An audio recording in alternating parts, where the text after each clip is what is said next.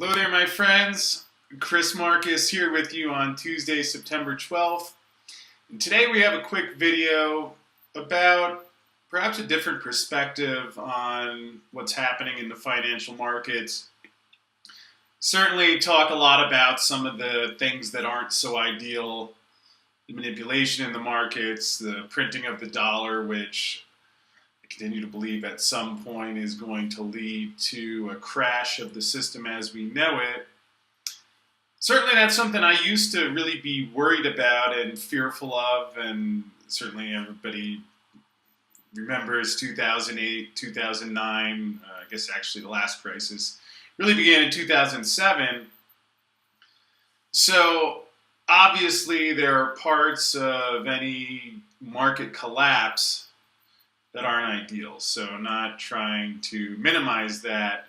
Yet if you can take a step farther though and think past, yes, there will be certainly an adjustment. I don't know how severe that will be. It certainly has the potential to be something that is going to affect everyone. And based on just looking logically at the things that have been building for decades now, the way that we've had bubbles inflated, and then eventually they collapsed, and then the response has been just to pump more printed money into it, so you get a bigger bubble the next time. So, yes, it's not to say that it's not going to be a big matter that doesn't affect people. Although at the same time, if you think about some of the things that we've lived through and just grown up to accepting as the way, and imagine what could be possible after some of these things have been settled and resolved, well, there actually is a lot to look forward to. And again, the reason why I do the videos and write the blog and share a lot of what I've learned from my experience on Wall Street, what I've learned since leaving, is that certainly the more that we can prepare for what's happening, the more that we can understand what's happening and not be caught off guard, well, you really do have the potential to take a situation that, again, maybe isn't ideal, but use it to your advantage. That doesn't mean that you need to use it to your advantage at someone else's expense, but certainly if you can see these forces that are building and feel that there's some sort of break point on the way, which again is certainly what I have been seeing and continue to believe is going to happen, well, you can make different decisions. For example, imagine if you had known the housing bubble was going to begin collapsing in 2007. Well, maybe if you had mortgage investments or stocks that were related to the housing market, or stocks that were affected by the crash in general, and perhaps you had sold those, picked up something that would have done better in that environment. Again, if you understand what's coming and you can prepare for that, it gives you a lot of power and also the ability to take an event which, as I get more into meditation these days, I hear a lot of people talk about taking the label off of things. You know, we're used to thinking this is good or this is bad, but there's what is, and if we give ourselves the freedom to think, well, this is what's happening, what can I do with it, then something could be either good or bad. And one simple way of thinking about it that I've found helpful for myself in the past couple of years, and certainly I've been sharing with others, is imagine this. Now, if you look in terms of precious metals, since the Fed was invented about 100 years ago, I believe it was 1913, I always get that confused with when we had the income tax, which I think started in 1907. If I'm getting my dates off, someone write in and let me know. But two significant events that really changed life as we know it. Because if you measure the dollar over that 100-year period where the Fed's been around, it's lost about 98, 99% of its value. which I think people lose sight of because you hear there's money printing, banks doing this and that, melting things down, and then because there is something special about the human spirit, the human natural drive to create and be productive has still overcome all of that. But just imagine if you got that other 99% of your value back. That's how much has been lost due to the banks coming up with what I don't think, at least, again, when I did my internship in Merrill Lynch in 2004, for the most part, my impression was that maybe not some of the nicest folks, but generally the people that you see on the lower levels were people who went to school, were trying to make money, trying to make as much money as they can, but trying to make money, for the most part, in my experience, in honest fashion. But like many of these banking, the military, the medical, all these things where there's some levels higher up that often have a little bit of a different plan than is sold to the foot soldiers. So,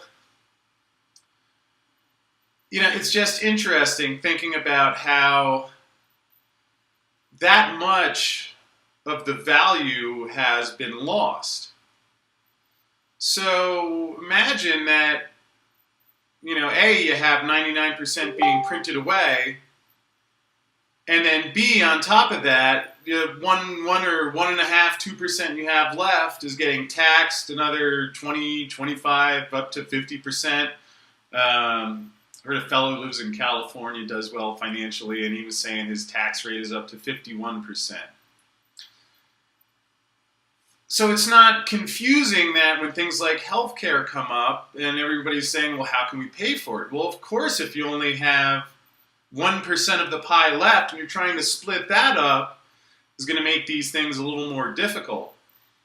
So if you imagine that we're getting a half or 1% of what we earn, imagine if you just said, we're going to multiply that by 10. So let's use 1%. So imagine if people were just getting 10% of their true contribution to the economic system. If you didn't have the banks taking out 99%, but only let the banks tax at 90%, then it would be the equivalent of giving everybody a 10 times salary increase. So even someone who's working a minimum wage job and makes $15,000 or $20,000 a year, imagine if that guy had, in today's pricing, $150,000 or $200,000 per year. And that's the extent of the money printing and how much has been stolen. I mean, think about it. You actually have a Federal Reserve that anytime we do something productive, which normally would bring the cost of things down, which would be a good thing. It shouldn't, you would think a car, it would be good that it's less, because now we have machines building most of it. You don't need as much human labor. That labor can be freed up for other purposes. Yet, instead what we have is things become more affordable, and the Fed comes along and says, hey, we got to save everybody by printing cash, which works out a lot better for them than the rest of us, keeps prices higher, and it seems like it's a struggle often to pay for the things that we use every day, energy, housing.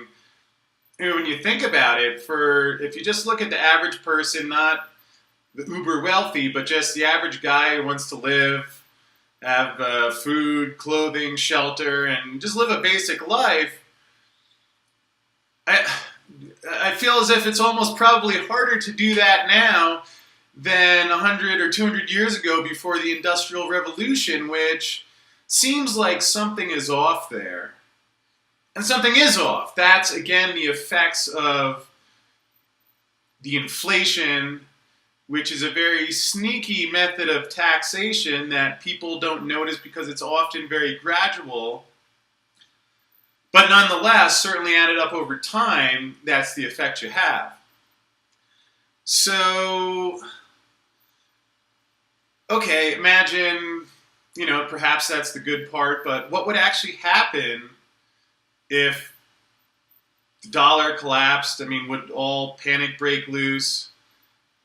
Hey, I can't tell you for sure. I wish I knew the exact answer to that. But what I can point out, and is linked below, it's a great video I watched. I actually had the fortune of living in Greece for about 6 months back in, that was 2014. After, you saw the riots in Greece, the period where it looked like maybe they were going to leave the euro and the economy was supposedly collapsing. The people couldn't afford the price of things in euros. And there was one Greek village that eventually just started, they created their own currency.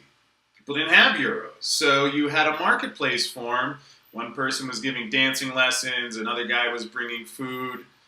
And it was interesting, and I really recommend watching the video because it's something I've been watching every couple of years or so for almost the last decade, because there's something inspirational about it, and seeing how when we're able to break away from the mindset that which is natural, we're used to doing things a certain way. Certainly there's been a lot of indoctrination to make us think if dollar life is the only way these things could go down.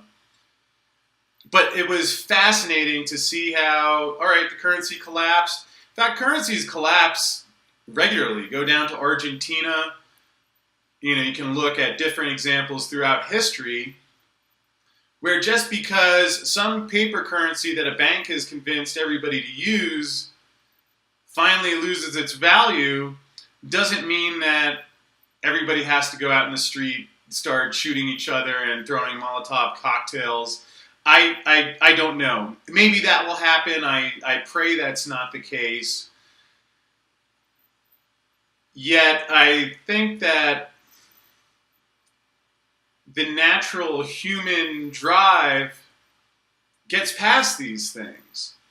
And a lot of it, sometimes you hear about all these cameras that are filming everybody everywhere, and I often wonder who's actually watching these? Or maybe is part of it just to get people so freaked out that they're afraid.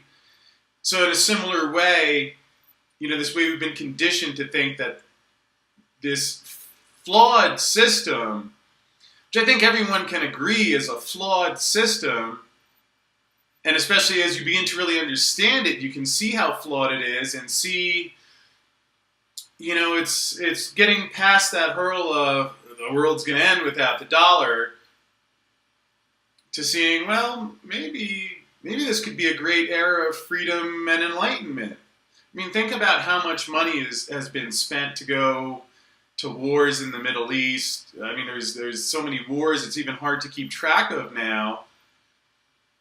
Have we made things better?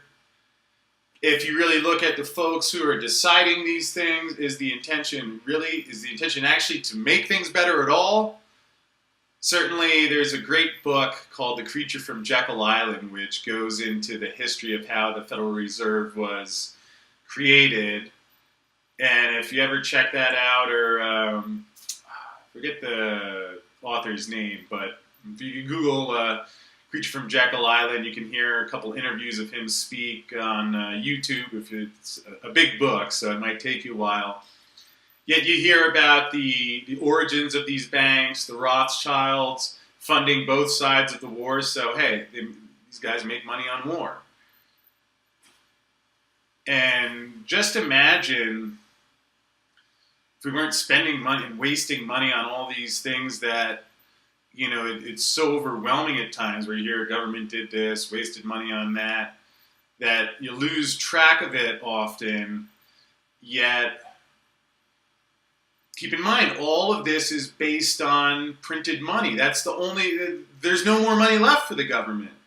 It spends way beyond what it takes in. I mean, with the debt's up to, I don't know, it's close to $20 trillion now. I don't know if we've actually crossed that or not yet. In a $15 trillion economy. So you could tax 100%, and if people even kept working, you still... So it's just so insane on so many levels, yet the reason it's able to continue on is because of the printed money. I often wonder, well, without the printed money, if the U.S. keeps antagonizing China, I don't know. Can you still go to war if you don't have the ability to print money and pay troops? It's fascinating to think about how things change without the printed money in the system. So far, I've only, and again, I'm not mitigating that there could be a very challenging adjustment period for many, just in the same way there was when the dot-com bubble collapsed, when the housing bubble collapsed. So that's not to belittle that. But again, the whole purpose of what I've been doing and trying to share here is that when we can see what's happening, we can let go of some of the emotion and begin to embrace the thinking of, okay, and this is what I found helpful about working on a trading floor. There's what I might want, there's what I might hope for, and then there's what happens. And it's good to understand all three of those, but to find a way to incorporate them so that there may be things that we want or think are ideal or the way I think the world should be. I think the financial markets, it's sad to me where I felt almost if you really wanted to honestly study and participate in the financial markets, it was not really that much value for that in this current Wall Street industry as we know it. I think a lot of these things aren't set up quite the best way, but by understanding what's happening, what that will likely lead to, and then preparing for it, I feel grateful in how that does give a lot of power back. And that's what I like to share. And hopefully you've been finding these helpful. So hit the subscribe button. I'm going to continue to keep you posted as the world changes and all this develops, and hopefully make it easier so you can read through some of these things. By all means, you don't have to agree with everything I say, is not the point at all, but hopefully just seeing a different perspective to how a lot of these things work, because I've been stunned seeing how much different it is than what we were told growing up and living in the U.S. for these past decades and centuries. So with that said, again, hit the subscribe button. We'll be back tomorrow, keeping you abreast of what's going on. And as always, I thank you for watching, and I will see you tomorrow.